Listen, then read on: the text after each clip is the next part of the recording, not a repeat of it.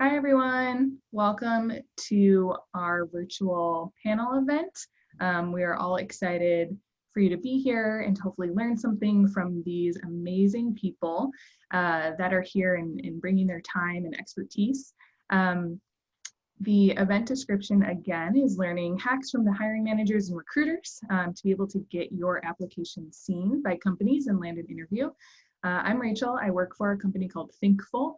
We're an online school that teaches multiple tracks of education. So think like web development, data, UX, UI, the list goes on. My day-to-day involves internal career coaching and then also external business development to partner with companies who are looking to hire the graduates of our program. Previous to Thinkful, I worked as a technical recruiter, hiring all different types of technical talent, and I'm excited to moderate this panel between these amazing people. We're going to go ahead and get started with some introductions. A couple things to note on housekeeping before we do that. There'll be a Q&A in the last 10 minutes of the event, so you can add your questions in the QA section of the bottom of the screen. Feel free to use the chat function to be able to communicate with the other attendees during the session. A couple other things I'll mention here, a little bit of information about OnRamp. So OnRamp is a mission to help people change their careers and find meaningful employment opportunities in tech by providing a mechanism for companies to invest in their skills development. There's also a summer of reskilling campaign, and it is all about addressing the effects of COVID-19 by giving folks access to premium skills training from Treehouse, General Assembly, and Udemy so they can transition to the tech industry or update their resume with new skills. This campaign does end on September 24th, so we'll put the link in there in the chat box to apply for that. And then lastly, OnRamp is currently accepting applications for a mock technical interview session. You need to apply tomorrow by 9 a.m. Pacific at onramp.io. We'll post the link in the chat for that as well. So without further ado, we would love to get the introduction started from our panelists. We're going to go ahead and turn it over to Mary. Hey everybody, so I'm Mary Pappagiannis. I am based out of Toronto, Ontario, Canada. I am currently the head of people at Tread and also the founder of Campfire, which is my own consultancy doing HR for startups that don't have someone full-time. I've been doing hiring for about 11 years in a bunch of different industries, and I've been working in HR for about 8 years, primarily in tech. When I'm not building great places to work, I am hiking, volunteering, and spending way too much time on the internet. Awesome. Thanks, Mary. Kristen? Hi, everybody. I'm Kristen Beauford. I am coming to you from sunny and finally some blue skies from Oakland, California. I'm a technical recruiter over at Blend, and our goal is to make the home buying process more accessible, faster, and safer for everyone. I came into recruiting, this is my fourth career. I've been a poet, I've been a salesperson, I've been a teacher as well. And so I can totally relate to transitioning into the tech scene from a non-traditional background. So excited to chat with you. Awesome. Thanks so much, Kristen. Chad? Hi, everybody. Happy to be here. I'm coming to you from Chicago, Illinois. I am currently a career coach and instructional designer for career therapy. And I have a background in higher education and did a mid-career transition myself last year. I left a job doing academic advising for college students and leading teams in academic support to pursue user experience design via a boot camp. And so very experienced in the process of reskilling in a mid-career transition, and along the way discovered that I liked helping other people through that process, and so hence became a career coach in addition to my day job as a learning experience designer. Awesome. Thanks so much, Chad. And last but not least, Rachel. Hi, I'm Rachel Kraska. I lead recruiting over at Shoprunner, and we are a 200-person global company that gives consumers free 2-day shipping, free returns, and helps our merchant partners build tools that help them compete against the A word. I'm also that's Amazon. I'm also a career changer. This is my third career. Started as a musician and then was an ad agency writer, and I've been recruiting going on about 10 years. And I recruit everything from customer service all the way to, you know, principal DevOps engineers, so and everything in between. Awesome. Thanks everyone for introducing yourselves. I think I'd like to start the conversation around, because so many people have been impacted by COVID, what are your advices for reskilling and making a transition like mid-career? And we can start with Chad, and if anyone wants to pipe in and add their context to 2 cents.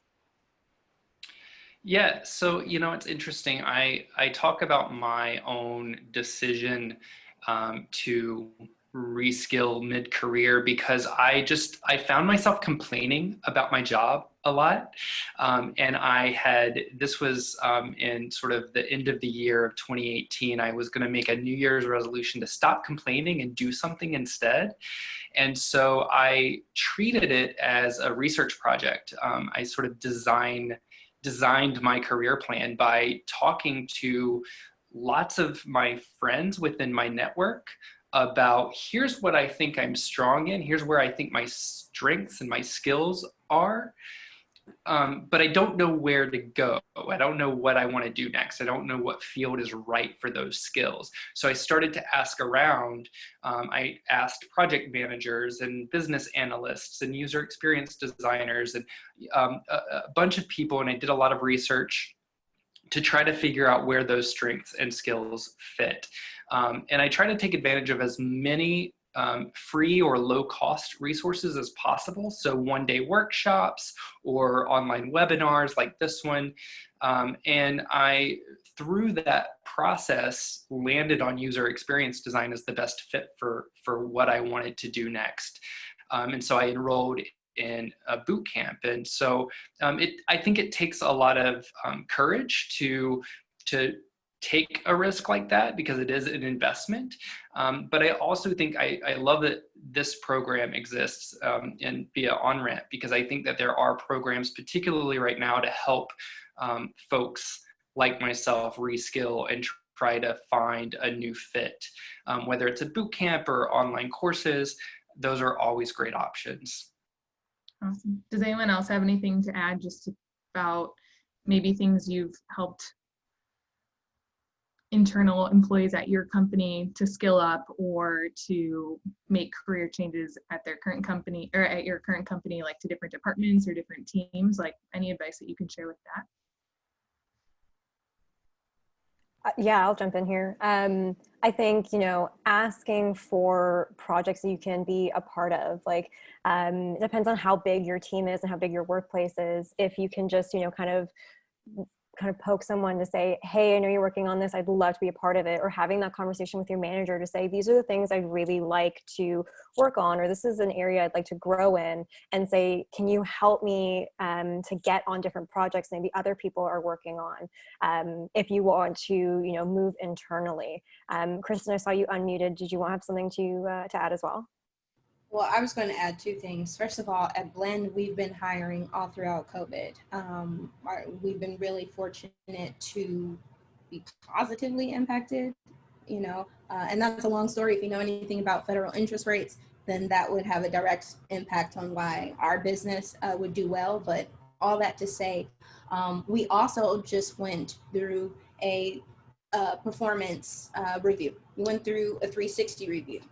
And that included a self-assessment, and that is an opportunity as well. If you are currently employed, if you are looking to try on new things, performance reviews are all about growth mindset anyway. So that's a chance for you to, similar to what Chad did, you know, sometimes you might be pushed into those situations, and sometimes, you know, you may take ownership of that situation. And if you can do that in your performance review, talk about the things that you'd like to do, and make that a part of the plan. right? Because now there's a record of you saying, hey, I wanted these opportunities, and we're all saying together that we care about my growth and development. So let's do that. Thanks. I'll just add to that really quickly. I think one of the things that was my saving grace as I was researching new opportunities, I absolutely, both Mary and Kristen spoke to trying to find those opportunities where you are. I think that was what kept me sane as I was looking for the next opportunity. What I was doing was also communicating with my managers about the things that I wasn't getting out of my role, and the skills that I thought I had that I wasn't able to utilize, and trying to find those opportunities to find fulfillment where I could, because that was going to not only help me gain those skills or develop those skills, but also help affirm or validate those things that I thought I might want to do next. So what's everyone's advice for reskilling if you're still working but you're trying to transition out of your current job, and you can't take on a full-time boot camp, an immersive boot camp? What are some resources people can use to help them upskill? Anyone can go. I see everyone nodding. One thing that I did to transition into technical recruiting, I temped. So if you are currently working somewhere, then that's going to be a little bit more difficult. That may look like taking up a side project. That may look like doing Fiverr or more side projects. That may look like you going to friends and family members or people within your network, or finding someone who just has an idea and then you're helping them build it, and then who knows, you become a founder, or you become someone that just helped build that project. That was actually something that one of my partners did once upon a time to build their career until they were eventually recruited by a startup. Eventually a startup recruited them because they had built up a freelance portfolio. So there is opportunity to do that. But if you are currently not employed, start temping somewhere. Try to get into these companies. Try to start building your network that way, because that will also be really useful to you. I have two things to add there too. Like in terms of building that network, something that I've seen more people doing, I really want to encourage, is reaching out to folks on LinkedIn who are already in that role that you want, and just saying, hey, I saw you're at this place, like, do you have 15, 20, 30 minutes to hop on a call? I'd love to hear about how you got started in that field and how you got to be where you are. People love to talk about themselves, and people also want to give back, especially during this time where everyone knows people are struggling. I really encourage folks to do that on LinkedIn and just reach out, just try, because if they don't respond, then they don't respond. Like, it's okay. You really have nothing to lose in that situation. And then I think the other thing too is, like, people tend to really underestimate their transferable skills. Like, especially if you're changing careers. I was speaking with someone who had been in retail for, close to 10 years and wanted to make the change to HR. And they were looking at these job descriptions saying, well, I haven't interviewed people for office jobs, and like, I don't know, I don't think I have these skills. But they had been a manager for so long. They had interviewed people for the store. They had coached them. They had worked them through different performance issues, all these things that are a part of HR. But because it wasn't in this traditional way that they thought the employer was looking for, they didn't think that they had the skills necessary. So really, if you're looking to make that career change too, look at what those job descriptions are looking for and think, well, how have I done that skill, but maybe in a different way? And I think to jump off of that too, I was talking to someone about this yesterday who reached out to me blindly on LinkedIn looking to get into a role that she wasn't qualified for, but we talked about, she was coming from the travel industry and she wanted to get into marketing, but she'd never done marketing. And we talked about how it would make sense for her to to go somewhere where the specialty was travel marketing and build that bridge off of her subject matter expertise in travel to get into marketing. So I think there's always a way to, I always call it building a bridge, but to kind of build a bridge from what skills you have now into the ones that you want. For sure. I think I want to drill in a little bit deeper to the transferable skills. I think they're so important, especially making a career transition. Being through a technical recruiting lens, sometimes it's difficult to shy away from the pattern match of a resume to a job description, just based on your hiring managers and whatever the case may be. How do you advise job seekers or applicants to do to stand out? Do you recommend cover letters? Like if they have transferable skills, but maybe it's not obvious in their resume, how do you recommend that they get seen for that role? So I would say LinkedIn is great for a lot of reasons, right? You know, with LinkedIn, starting from the most basic things that you can do on LinkedIn, you can make yourself discoverable, right? So that recruiters can find you. You can list your accomplishments and skills, which is really what recruiters and sourcers need you to do so that we can find you. The fact of the matter is, outbound source candidates mean more to us, to the organization, than inbound applicants, okay? But if you are an inbound applicant and you are applying through LinkedIn and you have a very sparse LinkedIn page, okay, it's going to be even harder to find you without a resume. If you write your resume, or if you write your LinkedIn page like your resume, we can actually search for those keywords like, hey, interviewing skills, right? Or, hey, you know, are you using our tech stack? We need to be able to find that really quickly. That on top of, let me just also add that for recruiters and sourcers, especially as at a company like mine that really cares about diversity, inclusion, and belonging. Tell your story. Let us know who you are. Part of that transition from one career to another may be, you know, a very insightful part of who you are. But we want women, we want people of color, we want people from, you know, LGBTQ people. And if you actually go and look on my LinkedIn profile, you'll find keywords. You'll see, hey, in college, I did this LGBTQ thing, and I'm very proud of that. And I want to work for a company that is proud of me. So think about that. Make those things searchable. I'll leave it there.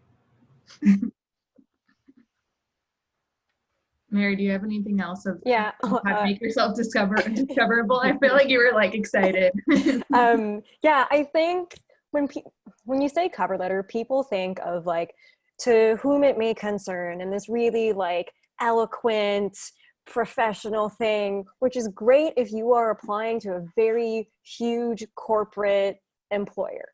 And if you're, or like more traditional fields, like, I don't know, like doctors and things like that. But if you're going to apply to a job in tech, we want to see your personality. So don't write, which is probably what your school taught you, like to whom it may concern and blah, blah, blah, blah, blah. We want the cover letter that's like, hey, hiring team, or hey, hiring manager, whatever it is. I really want to work at your company because XYZ, and tell us your story. And so if you are switching careers, why are you switching careers? Like, why do you want to break into this? What have you done previously that made you realize I could be good at this thing, or I am good at this thing? And again, tell your story, like Kristen was saying. So, you know, when we have a whole slew of different applications to look at, the ones where you showcase your personality and you show who you are, that's what stands out. And that's what makes us want to talk to you. I have a question for those of you who are,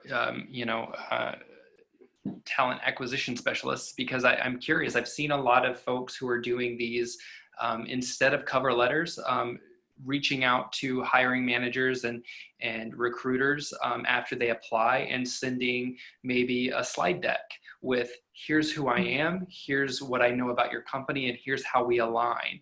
And it's sort of this more immersive kind of cover letter that tells you a little bit more about that candidate's story. And I'm curious what your responses are to those. before anyone goes, I've also seen Chad cover video cover letters where people are making a video of themselves. There's some software I think that does it, but people like to really try to stand out from the sea of applications, people making video. So I'd love to just like add that into everyone's kind of what they think about that stuff.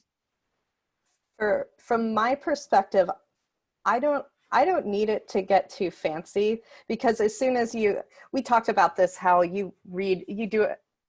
If I have maybe a junior software engineering role, I could have 200 applications, and it's a human who has to read through all of them. And the human wants to read through, this human wants to see all of them. I don't want to skip anyone. So I'm probably not going to sit and click through a video where I have to, have this fixed time frame that I'm watching someone. But I do, when 175 of the resumes are exactly the same, somebody who is human and who's taken a little bit of time to make that human connection makes all the difference.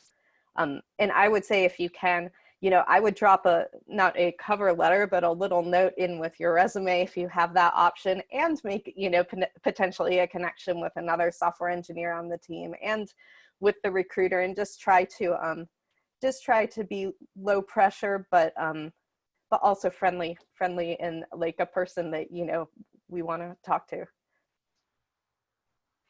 I wouldn't recommend doing it for like every single role you apply to, but like, let's say, because it's really time consuming, right? Like that's a lot for you to be doing, and not even just making it, researching, all that kind of stuff. But if there's a role that you really, really, really want, and you want to make sure that you stand out from the pack, yeah, spend a little bit more time. Even if it's just a little website. Like there was one time a role that I really wanted, and it was the perfect role for me, great industry, everything aligned. And I just made a quick website that took me like 20-30 minutes to say like, hey, and I targeted it to that company and to say, hey, I'm Mary, I really want to work for you because of XYZ. And it didn't take me that long, just use like a website editor, drag and drop. You don't need to know how to code or anything like that. And when I went for the interview, every single person mentioned like, wow, you took the time to make us a website. And it really didn't take that long, but it had such an impact on them. So if there's a job that you're like, this is my dream role, then yeah, like go for it. Make a deck, make that kind of thing, take that extra effort. But I wouldn't, if you're going to do like 15, 20 roles that you're applying to, that is way too much time, way too much effort. In the spirit of networking, because I think networking is especially important now with so many people applying, and so like we've all talked about, kind of having that extra little connection with someone can make all the difference. Do you all recommend people are reaching out to, if we're talking about software engineer, they're reaching out to another software engineer on the team, or do you think people should be targeting like a tech recruiter or someone on the HR side? What do you think is more beneficial? I'd say find who you have something or someone in common with. Like it's almost less the person, but for me, if someone emails me and talks about dogs, I'm going to respond. But did you happen to graduate from the same school that, one person on the team did, or did you play the same sport, or what have you? There's all kinds of places. It's like, where can you build the deepest connection versus, scattershot. Yeah, I would agree. I was always looking for folks who either went through a boot camp, because if I saw a lot of people at a company that had gone through a boot camp, then I know that that company values people who come from those programs, or other folks who came from higher education or academia. I was looking for non-traditional backgrounds on the team. And so that spoke to a value for me, of a shared value of, okay, well, they value people with different perspectives or non-traditional perspectives. So that's always helpful to be able to say in your introduction to that person is, hey, I see you're working for this company and you come from a non-traditional background, or you come from higher ed. We're similar in that respect. Tell me what that looked like for you transitioning to this tech role. And thinking about, we've been thinking about a lot about like kind of the external part, but kind of thinking about internal part for yourself. So job searching is hard. it's time consuming. Technically speaking, for technical roles, I would say per job is like 8 to 10 hours worth of work. How do you all recommend to like manage those expectations, organize your job search? Like what kind of tools can you recommend for people to kind of keep everything organized in one place?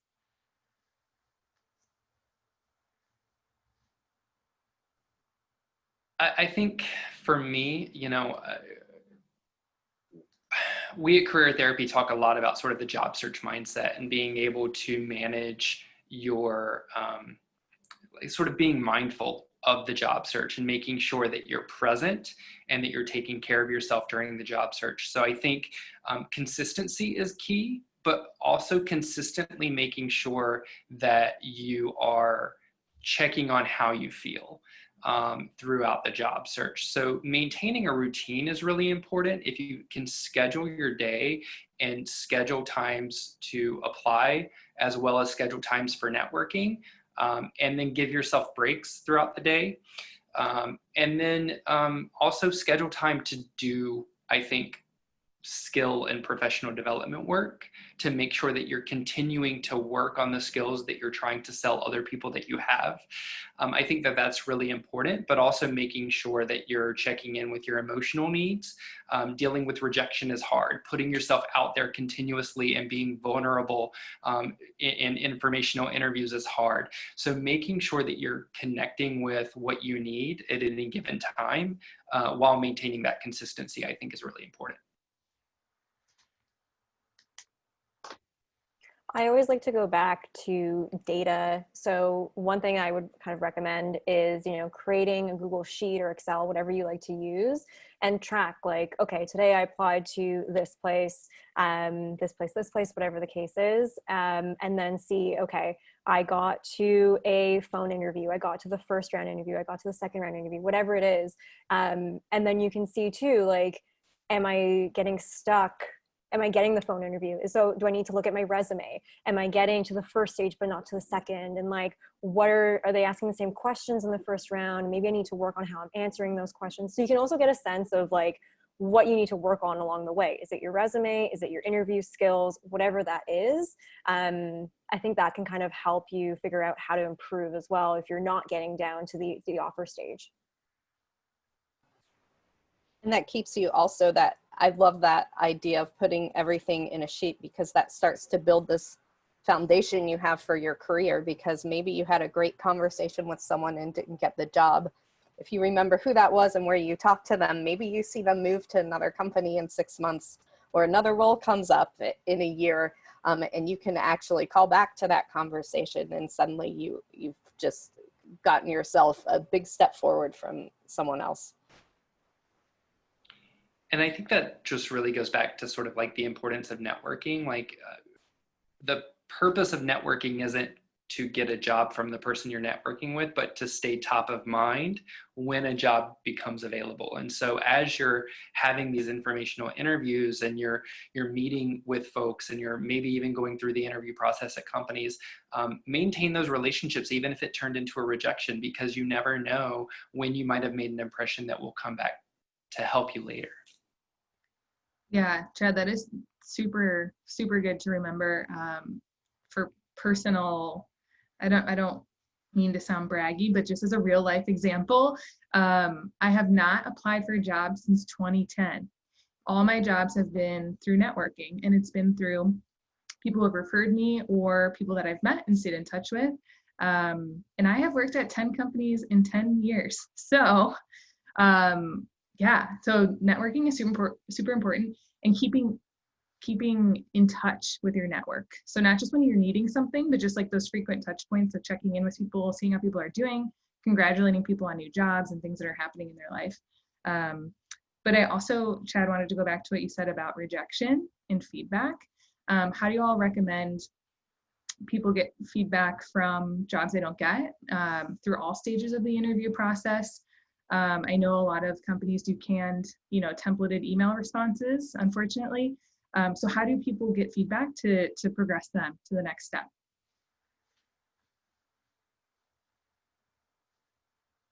It's a hard one. It's a hard one. It's tricky, right? It's tricky. I get it. You don't always get feedback, and that's the hard part is not every recruiter or interviewer or hiring manager has the time to give feedback to everyone they speak with. And I've been fortunate that sometimes, when I have requested feedback after an interview that didn't go the way that I wanted it to, I was capable of getting feedback. But if you're not getting feedback from the people that you're interviewing with, you can always practice with a coach or a friend or a mentor or someone else in your network that you're leaning on for advice and support, and talk it through with them, particularly if they have a position similar to the one that you interviewed for and didn't get. They can always give you feedback. Anyone? I think you could also ask, if you ask pretty specific, like was there anything I could have done that anything I could change for next time so I can learn, and just be very graceful about it. I know from the recruiting end, it's not always, our priority to help with the interview process with someone else. It's more the priority to kind of keep, I'm trying to figure out how to say this without sounding like that evil HR person, but there may be, you might not have gotten a job because someone's, because something unfair happened, because someone threw a referral in of their brother's hairdresser's son or something. And sometimes we can't say why you didn't get a role, or you might have offended someone on the committee, or maybe just someone else was a better fit. It's not usually, something that's super controllable, but if you can ask for almost interviewing feedback more than why didn't I get the job feedback, then you will probably get a more straight answer. Mm-hmm. At Blend, we, if you ask one of our recruiters for feedback, we will generally set aside some time and give you a call. Feedback from interviews, especially on-site interviews, it's not always best or prudent or, like not smart to put in writing, maybe why we passed on you. But also, it's a sensitive thing. Receiving feedback can be very triggering for people, depending upon what your childhood was like, it may be difficult to hear things about yourself. So sometimes, actually, often we will call, I will call candidates after they've gotten to an on-site, and when I have to decline them, at this point, hopefully I've established a connection with them, and I'll ask, are you comfortable with receiving feedback if there are actionable things? Because at this point, I've also sat in a room of the 6 people that you interviewed with, that you spent the day with, and they have things to say. Mm-hmm. So, if it's a cultural issue where it's like, we don't feel like our employees will feel safe around you, I might not be able to say that. So I might keep it very terse. You might, and when you get feedback, it might be the crab sandwich, right? Where, hey, we think you're really great, but there were communication red flags. Maybe it's not just, when people say communication, it's not your accent, it's not bias necessarily. It's, hey, did you talk through the problem? On a technical interview, you really do need to be explaining your thought process and how you are approaching solving that problem. So that if you get that feedback, communication, think about how frustrated you get when you're solving a problem. Think about, do you close down? Do you completely stonewall? And now you're just solving it all in your head. Think about when you were a kid and your teacher said, show your work. That, getting feedback like that is going to be really useful. So just keep that in mind. If you have those, if you do really want the feedback, try to take a deep breath, try to care for yourself, but also realize, there may be some actionable things there for you. I think that's all great advice. You have something else, Chad? Yeah, I'm just going to add, and maybe this is sort of a segue into a sort of a different topic too, but I think that this is why it's important to put your own content in the world. I think whether that's, being active on LinkedIn, blogging, doing your own projects that you put on your portfolio. I think a lot of this, as Kristen was talking about showing your work, I think a lot of those tools that are available for us as we're job searching to put our own thoughts and projects and ideas and personality out into the world will help us navigate to those companies and individuals who are most likely to fit those values and those ideas and those thoughts. And so as we're job searching, being able to put yourself out there and be a thought leader, like imposter syndrome be damned, to just be the person that you are and do the things that you love doing and put that work out into the world, and the right opportunities will find you. Yeah, your personal brand is so important, especially either transitioning careers or trying to find a new job. I for sure as a recruiter would look at social media things, how you are on Twitter, anything that was public, I would definitely take a look at. So kind of going into that with things on your resume specifically, how do you think that potential barriers for you to get hired, how do you respond to those questions maybe a hiring manager or recruiter is going to ask?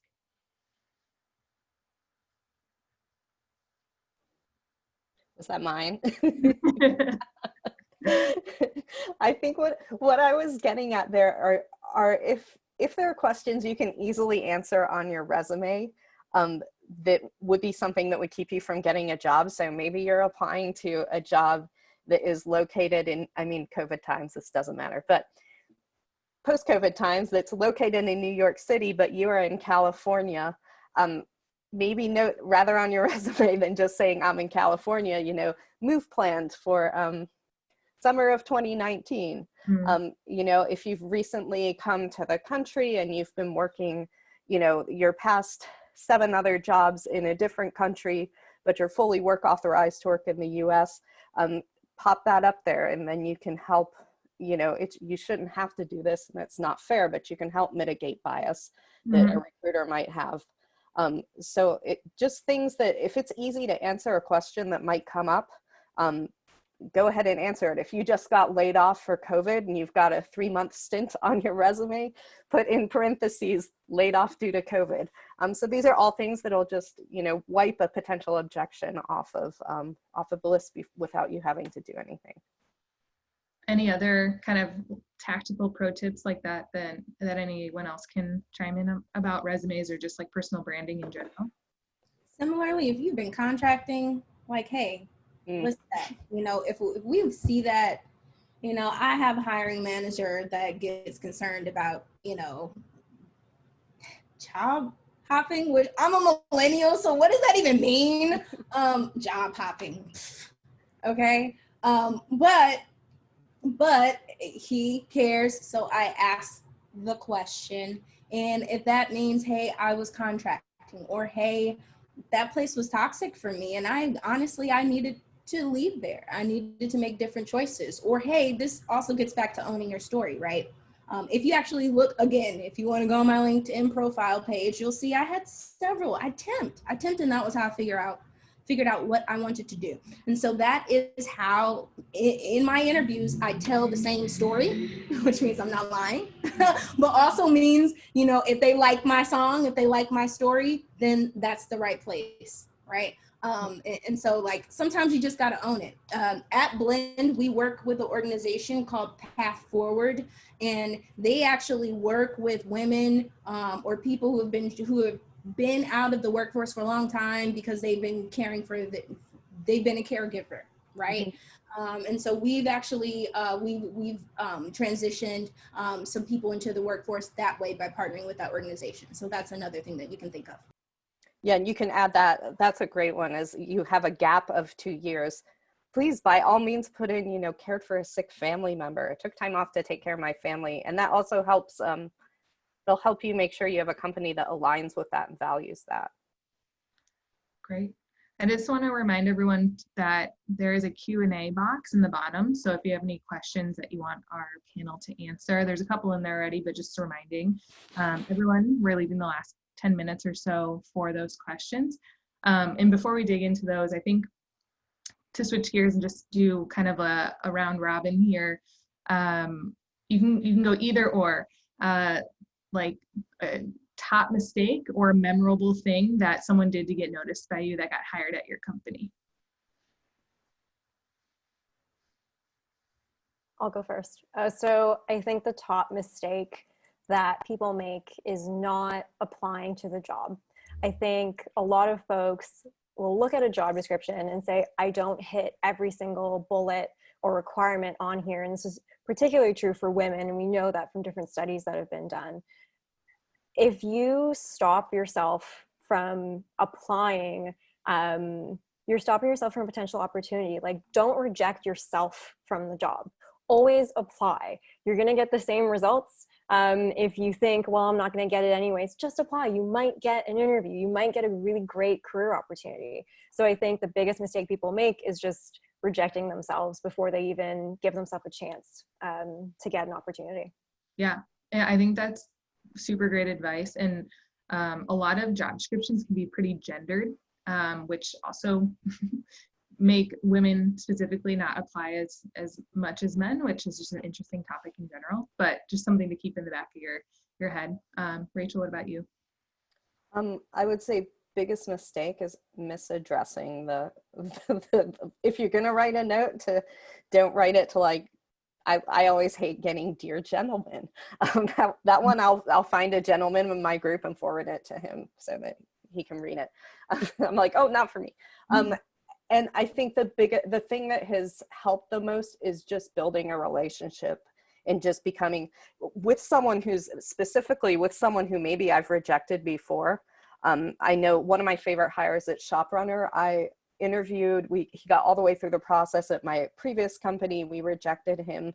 I moved forward a year. He was looking for a job. We'd stayed connected and we were able to hire him. So I think the best thing you can do is if you get rejected somewhere that you really liked is be graceful about it and don't think you're back at zero with that. It means you're in. It's just now the matter of finding the right thing with the right timing. So. Kristen, what about you? Oh, okay. I think biggest mistake someone made, and this was actually a non-technical role. And so we would have been hiring the next week anyway, but the person missed the interview and then sent a really rude email. They literally would have been able to reschedule an interview the following week, but they got so in their feelings when I said, we can't take you today, like what, you were late. They kind of went off. So again, yes, being graceful is going to go a long way. People remember how you made them feel, sometimes more than what you said. And so sometimes just being really kind to whoever you're dealing with, you know, especially for recruiters, I'm sure we see a lot of the same people, if not on LinkedIn, you know, like at events, at conferences, et cetera, et cetera. And so you just want to make sure that your brand, that you protect your brand.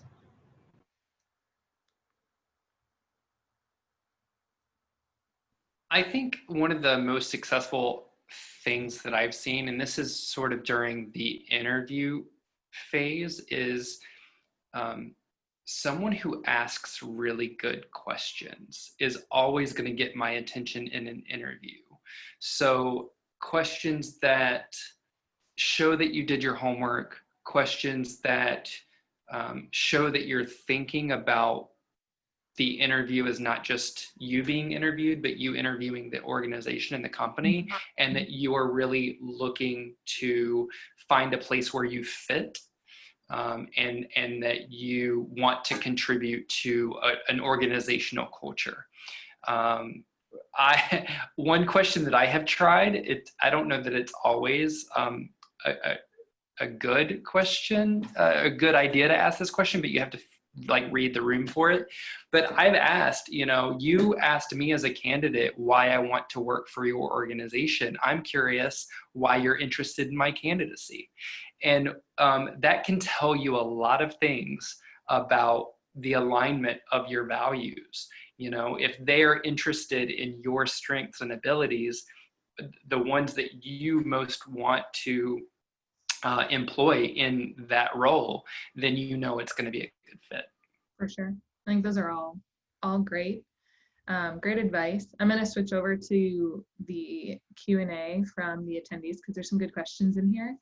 I think I would love to hear everyone's replies on this because I think it's something that does happen quite a bit, especially more entry-level or junior talent from a technical perspective. So during like a live technical interview, what's a better response to I don't know if they don't know something technical? So think like a whiteboarding session or a pairing session.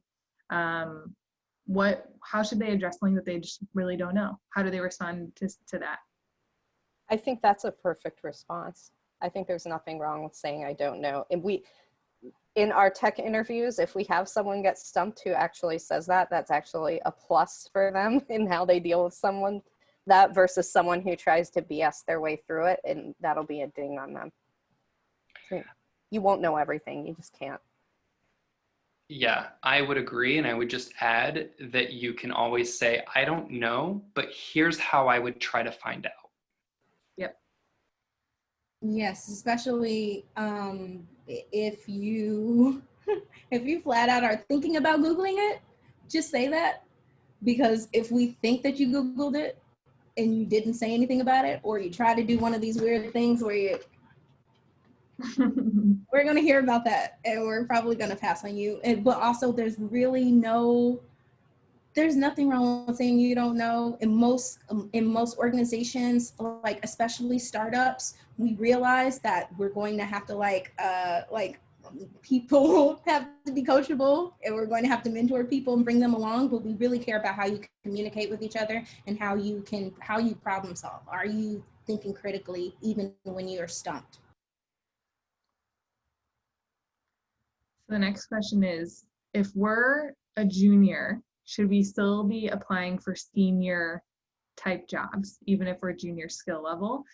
Someone once told me that companies won't list junior roles because they'll get too many applicants.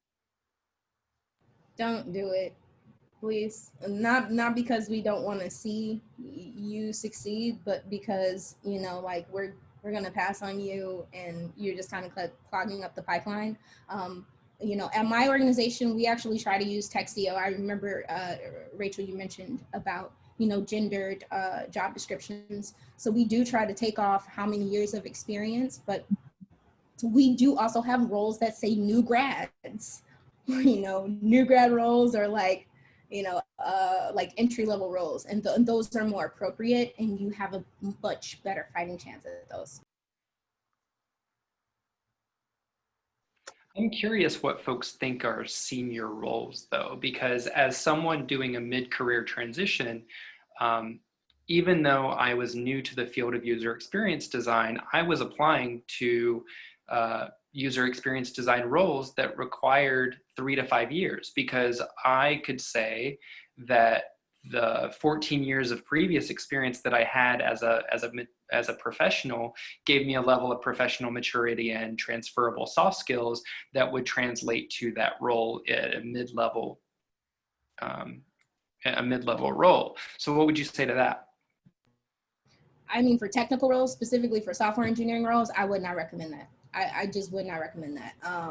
In particular, when we're talking about that 3 to 5 years, we're talking about production level experience.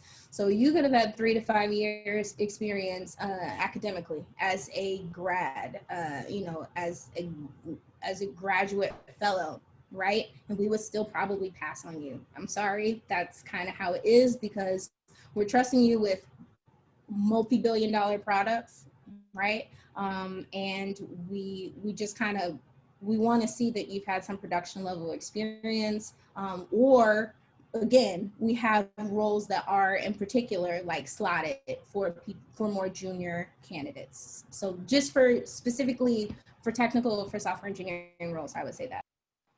It's almost less amount of years than specifically kind of what you've done, like production level code. Having not done that and applying for a senior level role that requires that, you're out of luck. But if you've done that for a couple years and the role wants someone for 5 years, then it might be worth doing it. It's kind of, it's a spectrum.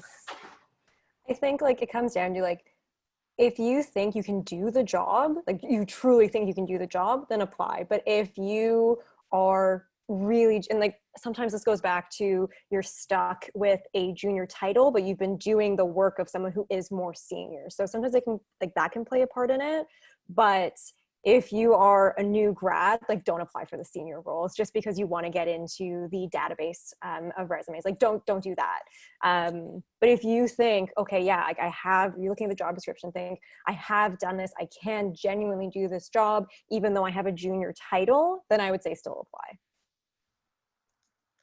I think this next question may be for Chad, but other people might have good suggestions as well. But what do you think the best medium for a digital portfolio is?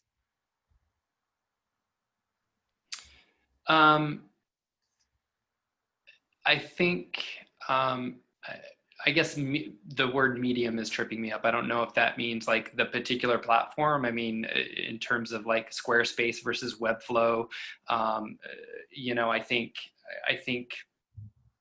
there are people who are really great designers, but not interested in building a website. In that case, I wouldn't say spend time, I would say don't worry about spending time building a website if what you want to do is not building websites. So, you know, a Squarespace portfolio is just as good for a UX portfolio as anything that's more complicated that requires code, because you're showing off your projects, particularly visual design, as opposed to the fact that you can code. So I would say choose the format or the medium that best highlights the skills that you are looking to highlight in your job search.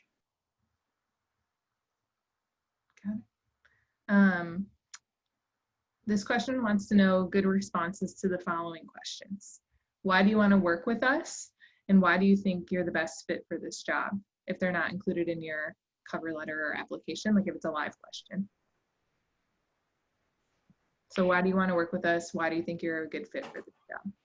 I saw this question and it was while Rachel was talking, because my immediate thought was a recruiter is going to look at a resume for different things than the interviewer. And sometimes your interviewer may not have even looked at your resume in advance. And so I always tell people to go into an interview assuming they know nothing about you, assuming they haven't had time to read your resume, assume that you know, and what that does is it gives you a really great opportunity in that first question. When somebody says, tell me about yourself, you get to set the tone of that interview. You get to set the agenda. You get to take control of the interview in that first question to say, here are the things that I want to talk about, and have a really strong story to start out with. Don't just run through your resume, but start with a strong story that talks about your skills and talks about your interest in the company. And that sets the tone for what else they're going to ask you. And I was just gonna say, you know, you shouldn't necessarily have a one size fits all for that, but you are the story. This is what I'm getting back to. When I say like owning your story, if you are telling the same story, like, hey, I came from teaching, I wanted to go to grad school, but Betsy DeVos got in there and fooled around with it, and then I had to figure out a new career. I like teaching, I like selling, I like closing the deal. Now I'm a recruiter and I want to recruit for you. Boom. I can go into every company and say that, and it's the truth. Okay, so how are you going to tell your truth and also know enough about the company? Hey, you're at 50 people, I want to take you to 100 with my whole narrative behind me. I'm going to also add that if any of my hiring managers go into anyone's interview without bothering to read their resume, they will hear from me. That's super rude, and that is indicative of a culture issue at a company. One thing I want to add too is that like in anything you're answering, or even questions that you're asking back to the person that's interviewing you, be yourself and talk about the things you care about, or ask questions about the things you care about. So if someone's asking you, why do you want to work here? Why this company? Hopefully you've done your research and you can, relate it back to a core value that they have, or maybe they are really big on giving back to the community, and they're big on like open source and people giving talks and things like that. And that's something you want to be a part of. Or maybe they have a really big focus on DEI, and that's something that's really important to you, and that's why you want to work there. Like, those are the kinds of answers that I'm looking for, that you did your research, but not that you did your research to say, well, you are a global company with 5 offices and that's why I want to work for you. That's not why you want to work for us. Like, what do you really care about, and why do you want to be part of this company? That comes back to kind of your core values. Awesome. I think we can squeeze in one more question, and we'll try to get the other questions answered offline for those I didn't get to. There's just some really good questions in here. I think one of the last questions I'm going to ask, this person's asking for advice for project manager. So kind of a 2-part question. I'm putting 2 questions into one. A resource for finding employers that hire remote project managers, if anyone has any good resources for that. And then 2, for project managers trying to switch industries, how do they get into like more of the tech sector as a PM instead of being in like a little bit more of a corporate like construction or setting? So resources for remote PMs, and then project managers, and then being a project manager but switching from one industry to tech.